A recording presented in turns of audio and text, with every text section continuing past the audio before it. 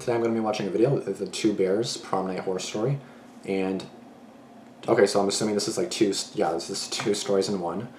Two true horror stories animated by MJV Animation, so again, this is not suggested, just a video that I'm going to react to, just a channel that I react to in general. So this is going to be two stories. One is the Two Bears, and then Prom Night Horror Story. I'm really curious what the two bears will be. Prom night, that's going to be something, but without further ado, let's get into this video. Be sure to subscribe, be sure to like this video, and be sure to turn on post notifications if you have not done so yet. Let's go. I talk too fast. I don't know if you even understood what I said, but hopefully you did. This is a bizarre story that happened when I was 16. I never knew my grandparents. They both passed before I was even born.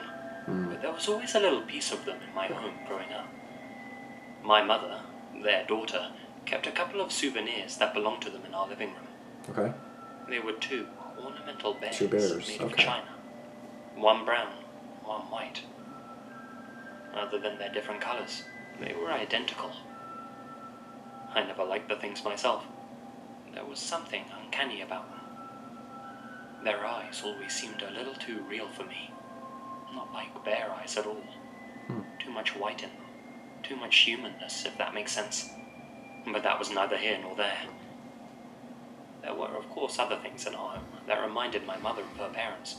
But those two bears always stood out to me, as they were always displayed proudly on the window ledge.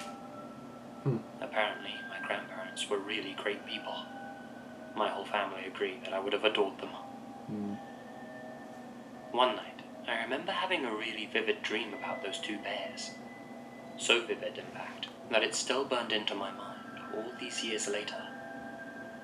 In the dream, I'm laying on an operating table in a hospital ER, completely alone and confused. There's no sound whatsoever, just total silence. Even my own movements are inaudible. In the dream, I manage to stand up and go for the door. I clutch the handle, but something stops me. I turn back to look at the table I just got up from. It's red, and there are tools scattered all over the floor around it. And two bears right there. And something else.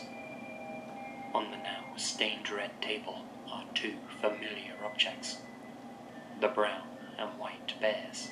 So Their creepy. pale, human-like eyes staring into what felt like my very soul. It was horrible, like one of those dreams where you can feel the pain and terror. I felt a burning in my chest that wouldn't go away, the true definition of a nightmare. Inexplicably, one of the bears moves to the edge of the table and falls, breaking into 1,000 pieces without a sound. So it's metal, okay. Or glass, okay. That's where the dream ended. Metal, I'm assuming. I woke up a few days later in the hospital. What? I hadn't been dreaming in my bed at home at all. I'd actually been in an operating theatre. Oh my god. The setting for the dream itself had been real. The surgeons only barely managed to save me, and apparently they lost me for a minute before bringing me back to life. What happened? Apparently I'd been in a car wreck. My girlfriend Rebecca had been in the vehicle with me. Her father was driving. The crash was real bad. Neither of them made it. Oh my god. Unbeknownst to me, this had all happened on prom night. I don't remember anything about my prom. Not how I got there, what I did, who I saw. Only the stories that were told to me after the fact. You have memory loss then. The crash had wiped that night clean out of my mind. A few people said they saw me get into the car with Rebecca's father at the end of the evening. A toxicology report later revealed that our old man had been drinking when he came to pick us up. He always seemed like such a level-headed and responsible guy, so I'll never understand that. While driving me back to my place, he swerved over into the wrong lane and hit another vehicle head-on. Luckily, the driver in that car was okay, though he too came close to losing his life. Thankfully, there were some amazing surgeons on call that night. The strangest part of this story, however, came after I was well enough to go home. I got myself discharged, and my mother drove me back to our house. I, of course, was a little nervous about getting back into a car after hearing what had happened, but I managed to set those fears aside. We go inside, and I make my way into the living room. There's only one of the ornamental bears on the window ledge, the brown one. The white one's nowhere to be seen. And then the white one in the dream broke too, I right? asked my mum why she had moved it. Oh, she told me. It's the strangest thing. The white one just fell from the ledge and shattered. No idea how. What? That's so creepy. Obviously, she had had no reason to tell me about this while I was in hospital. Her mind was on other matters, like my recovery. Obviously. And I hadn't told her about the dream I had had while in the operating theatre. Wow. She went on to tell me that it smashed the night I went to prom.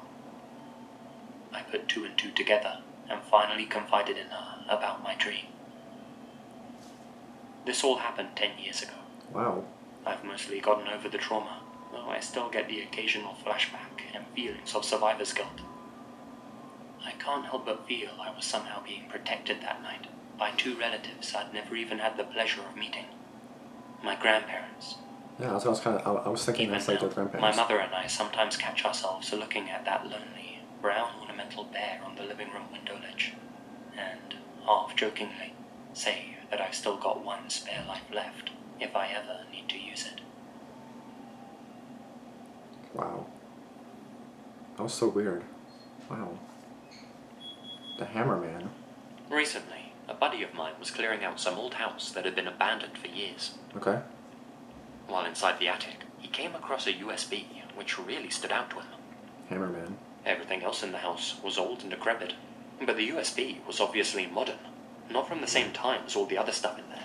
Yeah. Like somebody, other than the previous homeowners, had come in and left it there. Hammerman, all one word, was written on it. Nothing else seemed out of place or unordinary. For whatever reason, he decided to pocket the thing and take it home with him. Okay. After he looked at what was on the flash drive, he called me up and Oh, no. invited me around to his place. What? Said he had something I had to see. Now, together, we sat looking at his computer screen as he opened up the USB drive. There was just 1 large file stored on it. A video. I need your opinion about what to do, man. I can hardly believe what's on this thing, my friend said to me. I'm really curious what's on I it. could tell from his A tone murder? and expression that although he wanted to show me what was on it, he was also nervous and uncomfortable. Go ahead, click on it, I said. He obliged. I'll describe what I saw now, but believe me, it's not for the faint of heart. Almost made me lose my damn faith in humanity. The video looked to have been filmed on a phone camera. It was actually several videos, all taken at different times and edited together, like a compilation or highlights reel. It started with a man in the back of a truck. He wore a mask to cover his face. In his hand was a hammer. He's laughing with the guy who's holding the camera, but they were speaking in a language I couldn't understand. It sounded like Russian, but I can't be sure. The vehicle they're traveling in comes to a screeching halt. The masked man quickly opens up the truck's sliding door and jumps out. The cameraman follows closely behind him. Walking alone down some lonely country road was a man, maybe in his early 30s, I'd say. He looked shocked and confused as the masked man ran up to him. Before he even realized what was about to happen, the guy with the hammer lifts it up and slams it down on the guy's head. It was as graphic as you can imagine. The unsuspecting guy drops to the ground and starts twitching. There's a big dent in his head, captured by the cameraman. And the masked man and the camera holder quickly jump back inside their truck, It's so weird. which starts What? driving off immediately. Just murder someone, that's it? Off along with the driver. The video quickly cuts to another scene of the masked man, again jumping out the back of a truck. This time, there was a middle-aged woman walking along some woody country path. The masked man runs up to her at full speed. She has time to scream, but nothing more. Before she can even raise her arm to protect herself, she's hit in the head by the hammer. Movement. The men, again, run back to their vehicle and drive off, laughing and joking. There were 7 more clips like that. In each of them, the masked man lunged from the van at some single person who had no idea what was in store for them. He hits them all in the head, and they all drop to the ground, pools of red spurting out of them. The sound of all the thumps from the hammer were enough to make you want to puke. To think that these people just woke up one morning and figured it was just going to be an ordinary day, only for this to happen to them out of the blue, makes you realize how unpredictable life can be when there's maniacs like this out there. Right?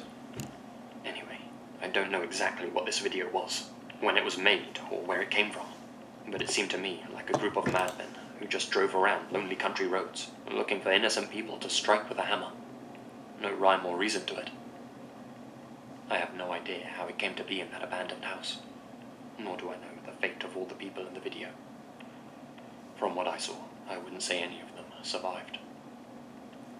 My friend agreed to call the authorities and give them the USB. As far as I know, nothing's come of it yet. Hope they catch the guy and his accomplices who filmed it and drove him around. That's awful. Like, how would you even do that? Like, why would you even want to do that anyway? What the hell is wrong with people? Like, seriously, if you're like, what is...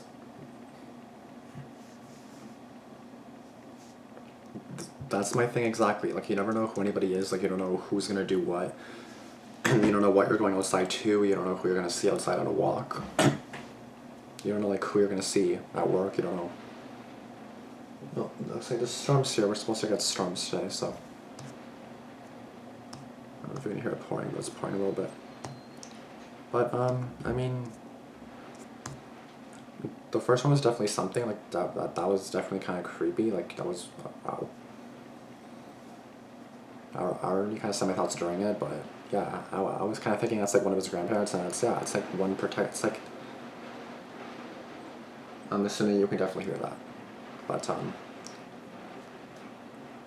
don't even know what else to say to this. Like, the first one was definitely something, and the second one was just horrendous. It just supposed to show you that you have to like watch your surroundings, like even in the daytime if you're walking, like be careful because you never know what's gonna happen.